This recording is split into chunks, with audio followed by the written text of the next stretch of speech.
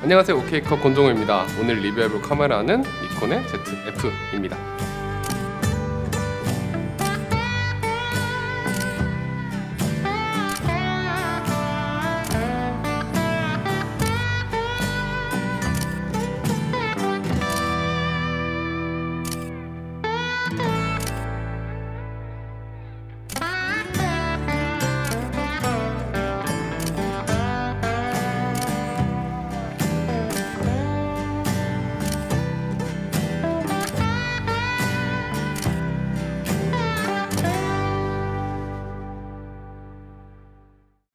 네, 우선 ZF는 FM2라는 니콘의 카메라에서 영감을 받아서 만든 디자인이라고 하는데, 솔직히 저는 그 OD 마크2 정도부터 카메라를 잡은 디지털 세대라서 뭐 레트로 디자인에 대한 향수도 없고 관심도 별로 없습니다. 그냥 Z8 이후로 니콘 카메라라는 것에 흥미가 생겼고, ZF라는 카메라가 니콘의 신기술을 달고 나온다길래 매우 기대했을 뿐, 디자인은 그냥 부차적인 문제였는데 막상 카메라를 받아보고 나니까 너무 예뻐가지고 카메라를 모델로 해서 사진도 많이 찍게 되고, 고독세 레트로 플래시까지 구입해가지고 레트로 컨셉의 사진도 찍어보고, 그럼 평소라면 절대 안 한 짓들을 꽤나 많이 하게 되었는데 진짜 재밌더라고요. 이번에 왜 레트로가 인기가 있는지 좀 알게 된 것 같은 느낌이었습니다. 네, 일단 배터리 메모리 포함해서 710g 정도 나오고요. 꽤나 묵직하고 다들 얘가 이쁘니까 한번 나도 들어볼래요 했다가 왜 이렇게 무거워요? 하는 경우가 많았습니다. 그리고 하판은 좀 이게 플라스틱이라고 하더라고요. 확실히 그래서 그런가 좀 별로이긴 한데, 하판 볼 일은 많이 없으니까 그냥 넘어갈 수 있을 것 같고, 그립 부분은 플랫해가지고 이렇게 작은 렌즈를 달았을 때는 들고 다닐만 해요. 근데 큰 렌즈를 달게 되면 상당히 들고 다니기가 불편한데, 제가 무거운 장비에 크게 거부감이 없거든요. 근데도 불구하고 이렇게 그립감이 안 좋으니까 제가 50mm f1.2 렌즈랑 같이 이제 촬영을 하다가 진짜 손목이 다 나가는 줄 알았습니다. 그래서 예판 사은품으로 그립을 줬어요. 근데 이 그립을 끼면 더 무거워지기만 하고 딱히 그립이 더 좋아지지는 않더라고요. 들고 다닐 때 손가락에 걸리는 부분이 있어서 그냥 들고 다닐 때 좀 편하다? 이 정도인데, 그립 달면 생긴 것도 못생겨지고, 그래서 저는 사용을 하지 않았습니다. 그리고 센서 실드라고 해야 되나? 이거 셔터 이렇게 내려와가지고 센서 막아주는 거, 그거 없는데 이거 좀 시무룩하더라고요. 네, 뷰파인더랑 LCD 굉장히 마음에 들었어요. 120Hz가 안 되는 건 좀 아쉬웠지만 369만 도트의 뷰파인더는 해상도도 좋고 크기도 좋고 눈에 대기도 편하고, 그래가지고 만족도가 상당히 높았고요. 니콘 풀프레임에서는 처음이라고 하는데 스위블 LCD를 탑재했고, 역시 3.2인치 스크린에 210만 도트로 이제 크기, 해상도 모두 훌륭하고 밝고 컬러감도 좋고, 뷰파인더랑 LCD 모두 아주 만족스러웠습니다. 그리고 SD카드 슬롯은 좀 특이해요. 무려 더블 슬롯을 지원하긴 하는데, UHS-2를 지원하는 그냥 일반 SD카드 슬롯이랑 UHS-1까지만 지원하는 마이크로 SD카드 슬롯이 있습니다. 뭐 이게 싱글 슬롯보다는 당연히 좋은 점이긴 하고, 이걸 뭐 발상의 전환이라고 해야 되나? 이렇게 된 카메라를 처음 봤는데 아무것도 없어서 나쁠 건 없죠. 원 슬롯인 것보단 투 슬롯이 좋으니까. 그 다음 인터페이스는 무난해요. 충전 가능한 USB-C 잭이 있고요, 이어폰 잭, 마이크 잭이 있고요. HDMI는 아쉽게도 마이크로 HDMI가 들어갔는데, 이게 레트로 바디가 내부 공간이 굉장히 부족하다고 하더라고요. 그래서 그런 걸 감안하면 이해해 줄 만한 부분이었습니다. 이 인터페이스 배치 역시 나쁘지 않았는데, 마이크 잭의 경우 굉장히 멀리 위치해 있어가지고 마이크를 달았을 때도 스위블 액정이 상당히 폭 넓게 조작할 수 있는 부분은 마음에 들었습니다. 그 다음 조작성 부분을 살펴보면 솔직히 레트로 바디라서 조작성이 안 좋을 줄 알았거든요. 근데 의외로 조이스틱이 없다? 이것만 좀 아쉬웠고, 나머지는 전혀 아쉬울 게 없더라고요. 전체적으로 전원 온오프라든가 사진, 영상 전환, 리뷰, 진입 이런 것처럼 카메라의 동작이 상당히 빠릿빠릿해서 답답한 게 전혀 없었고요. 사진으로 봤을 때 적응하기 힘들 것 같았던 이 셔터 버튼은 전혀 적응이 필요 없을 정도로 불편함은 전혀 없었고요. 녹화 버튼도 손가락이 잘 가는 위치에 있어가지고 굉장히 편리했습니다. 전체적으로 있을 거 다 있어서 Z8을 사용할 때 익숙해졌던 대부분의 조작을 할 수 있었고, 물론 연사나 포커스 모드 같은 거 바꾸는 버튼은 없지만 그런 것들도 이제 펑션 키로 금방금방 적응해서 쓸 수가 있었습니다. 전면 다이얼 있고 후면 다이얼 있고, 그리고 노출 조절하는 다이얼도 있고 모드 다이얼도 있고요. F스톱을 볼 수 있는 굉장히 작고 귀여운 액정도 상단에 있습니다. 그리고 레트로 바디답게 이제 셔터 스피드랑 ISO를 다이얼로 조작할 수 있는데, 처음에는 시속이랑 ISO를 다이얼로 돌리며 촬영하는 게 재밌었어요. 근데 이게 손에 익지 않아서 그럴 수도 있지만 느긋하게 촬영할 때나 이거 돌려가면서 촬영을 할 수가 있었고, 막상 이제 모델분이랑 촬영을 나간다던가 아니면 뭐 아기들 사진 찍어준다고 빨리빨리 이제 노출을 조절해야 되는 순간이 오면 결국은 그냥 하던 대로 바디에서 조절을 하게 되더라고요. 그래서 이 다이얼 두 개는 처음에 한 일주일 정도 신나게 쓰고 지금은 솔직히 말해서 건드리지도 않습니다. 이거 많이 이렇게 써야지 이 부분이 닳아가지고 뭐 황동 재질이 나오면서 예뻐진다고 하던데 아마 다를 일이 없을 것 같아요. 그리고 이제 사진, 영상 전환 스위치가 있어요. 근데 여기에 특이하게도 흑백 모드로 전환할 수 있는 스위치가 추가로 존재합니다. 레트로 바디라서 그런지 모르겠지만 흑백 사진을 찍을 수 있는 레버를 할당해 놔가지고 뭔가 요거 흑백 사진 삘이다 싶으면 바로 레버 당겨가지고 흑백 사진을 찍을 수가 있어요. 흑백 사진 같은 경우에는 모노크롬, 플랫 모노크롬, 딥톤 모노크롬 세 가지를 메뉴에서 선택을 할 수가 있고요. 저 같은 경우에는 이제 인물을 촬영할 때 플랫 모노크롬을 사용해봤는데 굉장히 부드러운 피부를 표현해줘서 니콘의 Z50mm f1.2 렌즈랑 같이 쓰니까 엄청나게 부드럽고 감성적인 룩을 연출할 수 있어서 정말로 마음에 들었습니다. 게다가 이게 JPG 플러스 로우로 찍으니까 나중에 로우 파일 같은 경우에는 언제든지 컬러 원본으로 보정이 가능하기 때문에 나중에 컬러 사진이 필요한 경우에도 전혀 문제 없이 컬러 사진을 뽑아낼 수 있다는 것도 아주 장점이었어요. 그다음에 AF는 273개의 AF 포인트를 가지고 있는 하이브리드 AF 시스템을 탑재했고요. Z9, Z8이랑 동일한 AF 알고리즘을 가지고 있다고 하는데 다양한 AF 옵션 존재하고 제가 리뷰를 할 때 거의 최대한 일부러 AF-C 모드에 와이드 모드로 놓고 쓰는데 그렇게 써도 카메라가 생각보다 똑똑하더라고요. 내가 원하는 곳에 초점이 잘 가서 맞는 편이었습니다. 연사를 할 때도 이제 이게 기계식 셔터가 있으니까 블랙아웃 프리는 아니기 때문에 Z8이나 뭐 소니 알파1 같은 카메라처럼 막 다 맞아 떨어지는 수준은 아니었지만 그래도 이 정도면 충분히 쓸만한 수준이라고 생각이 들었고, 그리고 피사체 검출 모드에서 검출할 수 있는 피사체 종류도 뭐 얼추 있는 편이고 자동 모드를 지원하기 때문에 사람, 동물 왔다 갔다 이제 조작할 필요가 없는 것도 큰 장점입니다. 전체적으로 사진 촬영을 할 때 포커스 충분히 좋다고 느꼈고요. 포커스 잡기 어려운 이제 우리 까만 고양이 눈도 굉장히 잘 잡아내고, 피사체가 굉장히 작고 복잡한 전경이나 배경에 있을 때도 상당히 포커싱을 잘 해냅니다. 물론 당연하겠지만 AF 알고리즘이 동일할 뿐 여러 가지 상황에서 Z8에 비해서는 부족한 점들이 많습니다. 대표적으로 이제 왜 그런지 모르겠지만 역광 상황에서 포커스가 아예 나가버리거나 피사체 인식을 하질 못해가지고 이제 본의 아닌 감성 사진이 나오는 경우도 있고, 피사체를 검출을 했는데도 불구하고 손에 포커스를 맞추거나 발에 포커스를 맞추는 현상도 종종 발생을 했습니다. 촬영을 이제 하고 있으면은 이게 ZF로 찍지 않고 Z8로 찍었다든가 아니면 혹은 캐논이나 소니 카메라를 썼으면 왠지 포커스가 맞지 않았을까 하는 순간들이 확실히 있긴 있더라고요. 그래도 AF가 이 카메라를 사지 않아야 될 이유가 될 정도로 안 좋진 않아요. 충분히 AF는 만족스러웠습니다. 게다가 영상에서 AF F 모드가 있는데 굉장히 부드럽게 포커스 이동해주고 인물이 복잡한 배경에서 굉장히 작게 보이게 움직이더라도 눈이랑 얼굴을 잘 검출해내고 결과물 역시 초점이 잘 잡혀서 나옵니다. 또 독특한 게 저조도 포커스 검출이 엄청나요. 무려 마이너스 12b를 자랑하는데 이게 AF-S의 f1.2 렌즈 기준이라고 하더라고요. 아무튼 제가 아직까지 이 스펙이 어떤 식으로 측정되는지 개념 정리가 잘 안 돼 있긴 하지만 아무튼 숫자상으로 엄청 나죠. 그리고 AF-S 기준이라서 이게 사실 제가 AF-S를 그렇게 자주 쓰지는 않거든요. 그래서 제가 자주 쓰는 AF-C 모드로 실제 저조도 포커싱에 대한 비교 테스트도 해봤는데 소니의 알파7 C2 이것과 비교를 같이 해보니까 어두운 상황에서는 확실히 피사체 검출 능력이 ZF 측이 우수하고 저조도 검출이 아주 훌륭하다는 것을 알 수가 있었습니다.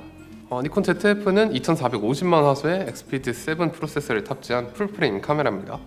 2400만 화소 정도의 카메라가 상당히 많이 분포하고 있는데 개인적으로도 굉장히 선호하는 화소예요.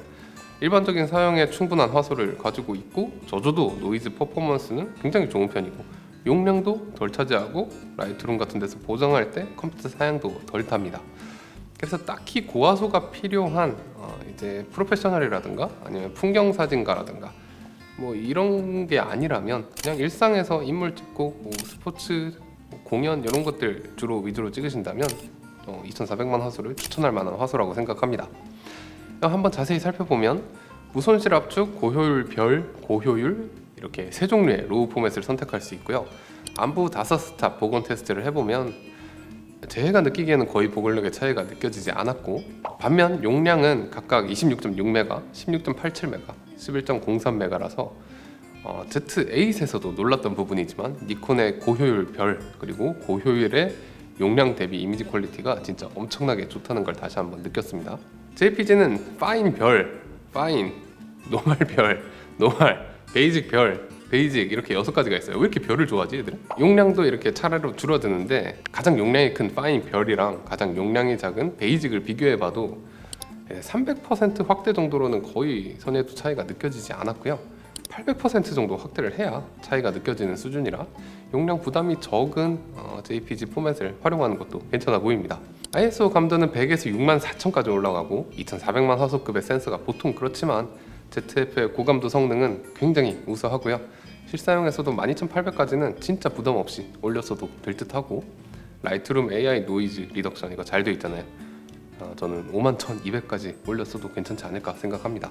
셔터 같은 경우에는 기계식 선막이 존재하는 카메라예요. 너무 반갑게도. 그래서 기계식 셔터랑 전자식 선막 셔터를 선택할 수 있고요. 그 두 가지를 오토로 선택할 수 있게 해주는 오토 모드도 있습니다. 아마도 서속이 빨라지면 기계식, 그렇지 않으면 전자식 선막을 쓰도록 하는 거 아닐까 싶어요.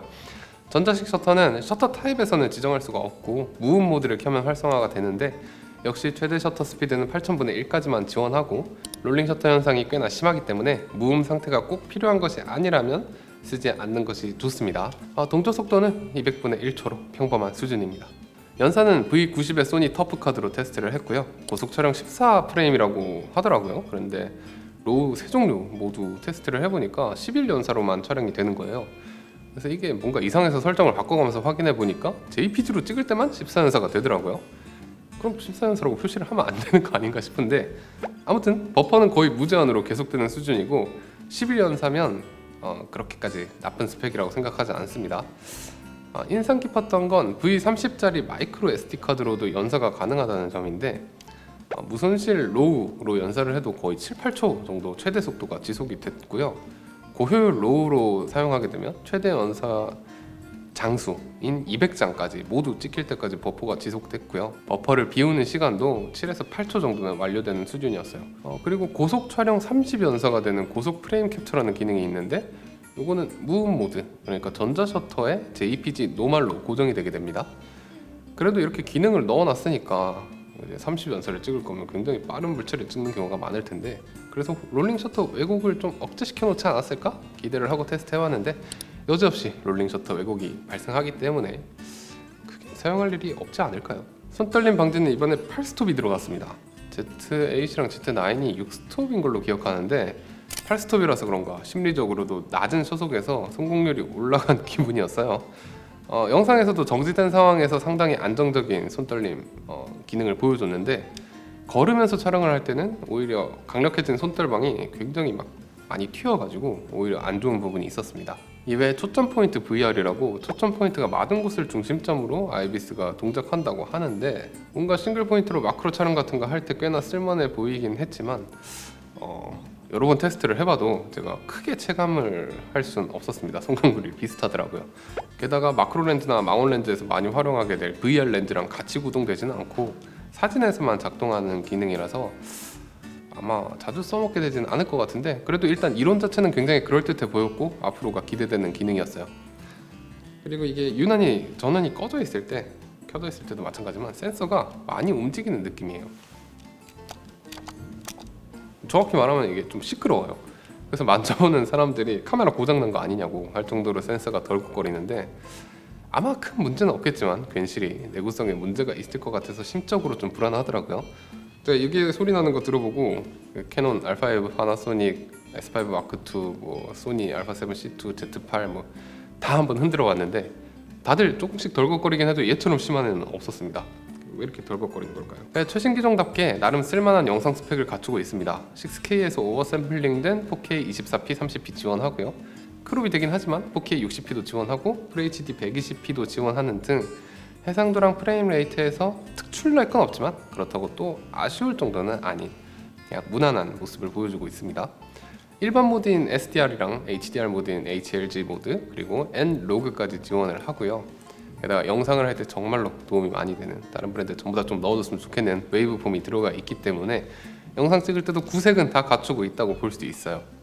그리고 동영상에서 역시 고감도 노이즈 성능이 ISO 6400까지 정말 깨끗하고, 게다가 고감도 노이즈 감소를 오프, 약, 표준, 강 이렇게 4단계로 조절을 할 수가 있어서 노이즈가 좀 있더라도 디테일이 필요한 영상을 찍고 싶다거나 혹은 디테일이 좀 뭉개져도 깨끗한 영상을 찍고 싶다거나 선택이 가능해요.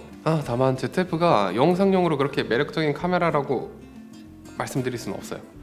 크로마 샘플링이 일단 420까지만 지원하는 것은 이제 크로마키 작업이나 CG 작업 등을 할 때 아쉬움이 있고요. 또 H265의 420 10비트라는 나름 이제 고효율의 압축 방식을 채택했음에도 불구하고 비트레이트가 190Mbps/s로 고정되어 있다는 것은 굉장히 아쉬운 부분이었습니다. 이 부분은 캐논 같은 경우에는 H264 422 10비트를 선택해도 170Mbps랑 85Mbps로 선택이 가능하고요.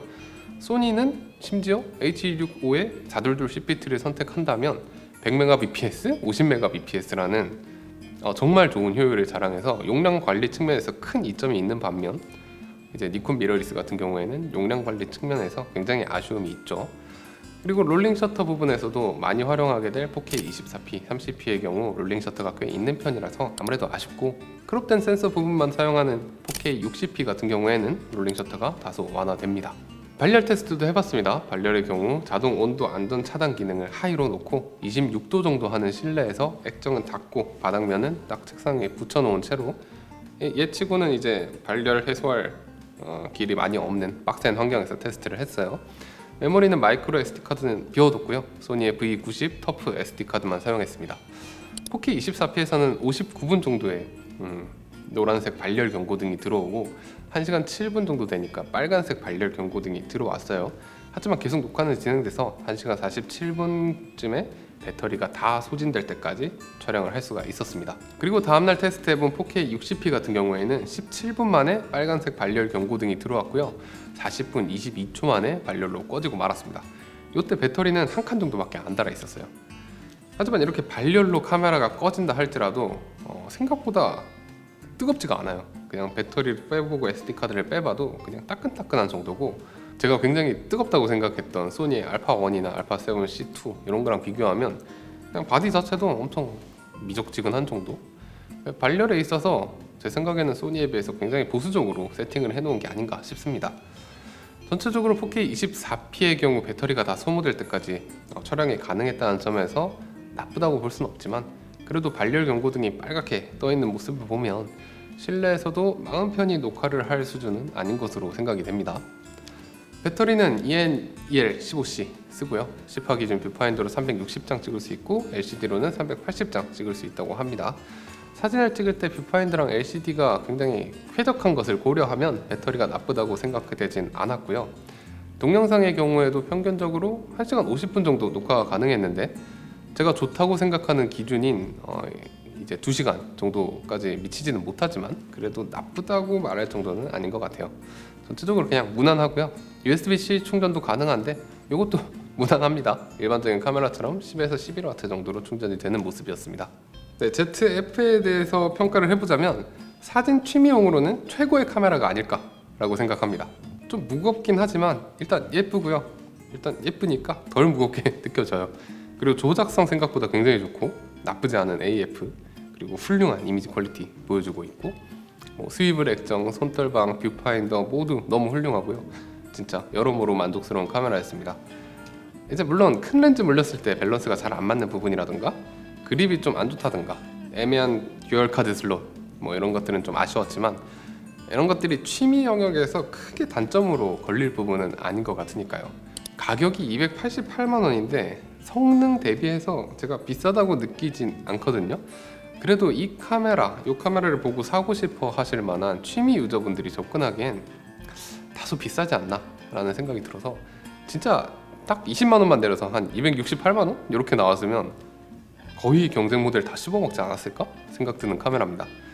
아무튼 그럼에도 불구하고 300만 원 이하에서 예쁘면서 성능 좋은 사진기를 취미로 사용하실 분들에게는 현재로서 가장 추천드릴 수 있는 카메라라고 생각합니다. 네, 영상이 도움이 되셨거나 재밌으셨다면 좋아요와 구독 한 번씩 부탁드리고요. 궁금한 점 있으시면 댓글 남겨주세요. 지금까지 오케이컷 권종호였습니다. 감사합니다.